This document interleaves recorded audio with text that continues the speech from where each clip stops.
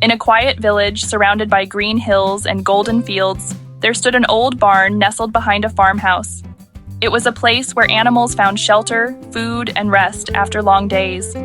The barn smelled of fresh hay, and the soft mooing of cows often mingled with the clucks of chickens and the gentle bleating of goats. It was a place of peace except for one peculiar resident, a grumpy, possessive dog. The dog, a scrappy mutt with a patchy coat and a perpetual scowl, had made the manger his personal domain. It wasn't that he needed the hay for himself. Dogs don't eat hay, but something about its soft bed and the view it gave of the entire barn made him feel powerful. He liked to think of himself as the guardian of the barn, even if none of the other animals had asked for such a protector. One hot summer day, after the cows had spent hours grazing under the sun, they returned to the barn seeking rest and food.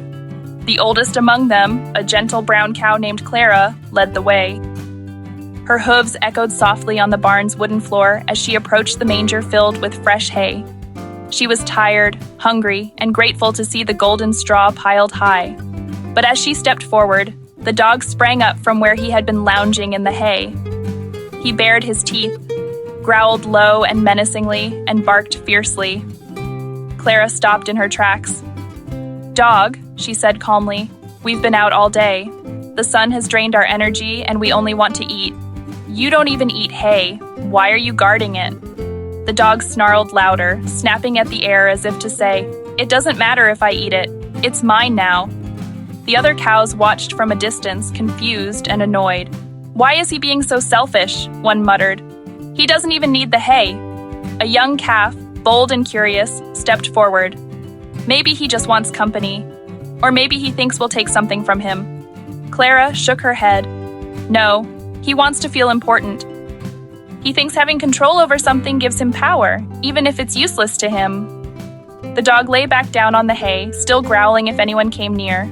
The barn, usually so peaceful, now felt tense. None of the cows dared approach the manger, and the other animals looked on with mixed feelings, some confused, some amused, some annoyed by the dog's stubbornness. That night, the cows had to settle for the less fresh hay at the back of the barn. It was dry, dusty, and hard to chew, but they made do. The dog, meanwhile, lay comfortably on the soft hay he refused to share, guarding it like a treasure he could never actually use. But something happened the next morning.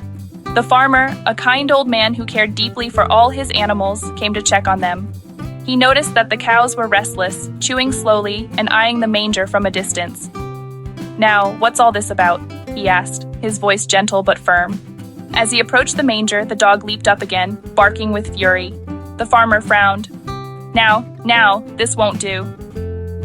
He took a few steps closer, and the dog, unsure whether to bark or retreat, stood frozen.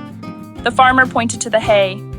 "You don't eat this, boy, and these cows have worked hard in the fields. Let them eat." The dog lowered his head, suddenly unsure of himself. The farmer gave a sharp clap, and the dog, grumbling under his breath, finally stepped aside. The cows returned slowly, unsure at first, then relieved. Clara nudged the dog gently with her nose as she walked by. "You can still be part of the barn family," she said kindly. "But you don't have to keep things from others to matter." The dog didn't answer, but something in his eyes softened. He walked over to a shady corner and lay down, watching the cows eat with quiet resignation. For the first time, he realized that guarding something useless didn't make him strong. It only made him alone. And from that day on, though he never apologized outright, the dog never blocked the manger again. He found other ways to be useful, chasing off the occasional fox, barking when the hens wandered too far, and curling up near the baby animals at night to keep them warm. The barn returned to its peaceful rhythm, and the animals, even the dog, found their own place in it. Moral of the story teaches, don't begrudge others something you can't use yourself. Selfishness that keeps others from happiness serves no one, not even you.